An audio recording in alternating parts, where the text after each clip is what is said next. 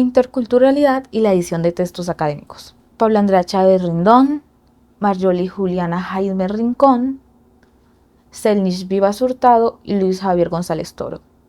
Equipo editorial, Lingüística y Literatura, Universidad de Antioquia. El uso predominante de una única lengua refuerza la visión homogénea del conocimiento eurocentrado, autoritario y colonizante. Este fenómeno crea una jerarquía donde ciertos saberes expresados únicamente en lenguas de prestigio académico adquieren mayor legitimidad. Como lo dijo Ngugi wa Thiong'o, la nueva escuela tenía simultáneamente la cualidad de los cañones y de los imanes, pero hacía que la conquista fuera más permanente que la de los cañones. El cañón violenta el cuerpo y la escuela fascina el alma. Por eso, en nuestra práctica editorial se percibe un principio decolonizante. Nos sublevamos contra el vasallaje a la escritura e invitamos siempre a autores y autoras a valorar el ejercicio crítico de editoras y evaluadoras como parte de un proceso co-creativo. A muchos no les cabe en la cabeza la idea de que un artículo es siempre un trabajo en equipo. Y nuestro equipo editorial suele aportar crítica y creativamente para que las ideas se puedan expresar de la mejor manera y en los formatos y las formas más adecuadas. De tal suerte que cada detalle cuenta para que la publicación de un artículo se acerque a la idea de arte. No queremos que los y las colaboradoras piensen en formatos estandarizados, que les limitan y constriñen. Sabemos que esta apuesta es difícil. Lo que no queremos es que editar se vuelva una máquina más contra las diversidades. No queremos complementar el genocidio, las prácticas colonialistas y el exterminio de las ideas, para luego reproducir políticas de gobierno clasistas y racistas en las que el más educado o el de mayor abolengo era descendiente de los invasores. Sostenernos en el principio de la diversidad y de la complementariedad epistémica y cultural es, hablando desde la poética de Keijiro Shuga, reconocer que ninguna lengua nace sola, como la lengua española que nació de la lengua latina y recibió préstamos del árabe, del griego, del vasco. En palabras de Shuga, como el ser humano no tiene el poder de inventar su propia lengua desde cero, para pensar bien su propia lengua creativa, debe pensar a través de otras lenguas y utilizar traducciones de otras lenguas como alimento para la creación. Reconocer la diversidad lingüística es asumir que las pedagogías y metodologías Muru y Muina se acoplan a las necesidades del territorio. Es reconocer que las estrechezas intelectuales de la sociedad colombiana actual exigen otra mirada distinta a la ya desgastada perspectiva de la sociedad del conocimiento. Las prácticas reduccionistas del conocimiento soportadas en la imposición de una sola mirada, la de la razón o de la tecné o la de la escritura correcta, reducen las posibilidades de acercarse al conocimiento antiguo o al conocimiento de culturas lejanas. Sin embargo, las prácticas de abordaje del conocimiento, ancladas en el paradigma racionalista, también tienen su origen en legados clásicos o antiguos, como el Gilgamesh y el Bhagavad Gita. Muy a pesar de su interculturalidad ancestral, la cultura moderna produce un proceso editorial acaparador en el que se invisibilizan las miradas distintas a las del eurocentrismo. Se crea un filtro cultural donde ciertos temas, metodologías o enfoques no se visibilizan, lo que obliga a autoras y autores a adoptar un lenguaje en un marco epistemológico que no siempre refleja sus necesidades sociales más inmediatas. Estudios como el de González Toro y Rodrigo Cabrera y Liliana Manzi han demostrado cómo las representaciones literarias, poéticas y artísticas de la cultura occidental abogan por una búsqueda de la eterna ancestralidad de los seres humanos. González Toro conjuga los estudios de la poética latinoamericana con los de la poética ancestral moro y muina. Por eso podemos hablar de la premisa según la cual los poetas europeos y latinoamericanos viven en una constante búsqueda de lo ancestral, sea indígena americano, sea africano o asiático. Cabrera y Mansi nos invitan a considerar los sistemas de escritura contemporáneos como una herencia de los sistemas egipcios y mesopotámicos. Es la misma búsqueda que se trazaron los ancestros de Diade Aydara, quienes viviendo en España y sabiéndose poseedores de vastas propiedades allí, viajaron hasta Mali con el objetivo de recuperar no solo costumbres, sino también territorios de gran valor histórico. De esta manera, desde la revista Lingüística y Literatura, promovemos el fortalecimiento de políticas editoriales que permiten la publicación de artículos sobre temas muy diversos.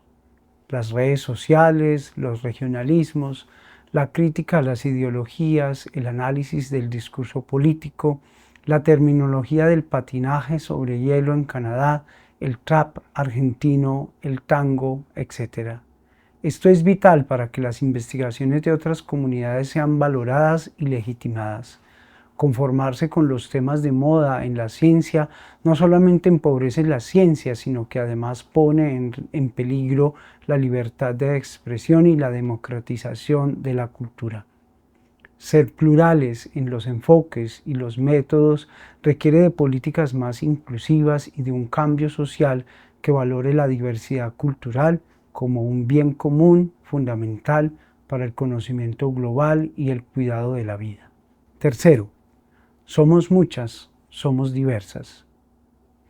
Si tan solo nos preguntáramos por las palabras que más nos gustan de una lengua o por aquellas con las que hemos descubierto un mundo, tendríamos que confesar que en cada lengua, en cada campo del saber, en cada cultura, hemos encontrado seres maravillosos que nos han transformado. Hay algo secreto en los saberes que al tiempo que nos revelan su importancia para nuestra vida presente y nos recuerdan que estamos conectadas a culturas muy antiguas, tan insospechadas como presentes. La biología nos recordaría que somos parientas lejanas de los lagartos y de los peces y que los árboles son nuestros abuelos mayores.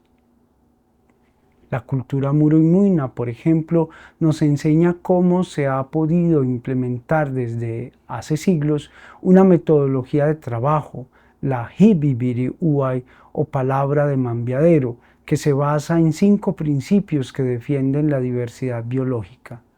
Estos 5 principios sostienen la producción del conocimiento colectivo. Entre todas se teje la sabiduría. Investigar, escribir artículos, publicar resultados, no es según esa metodología ancestral jamás un trabajo individual o de un equipo de investigación.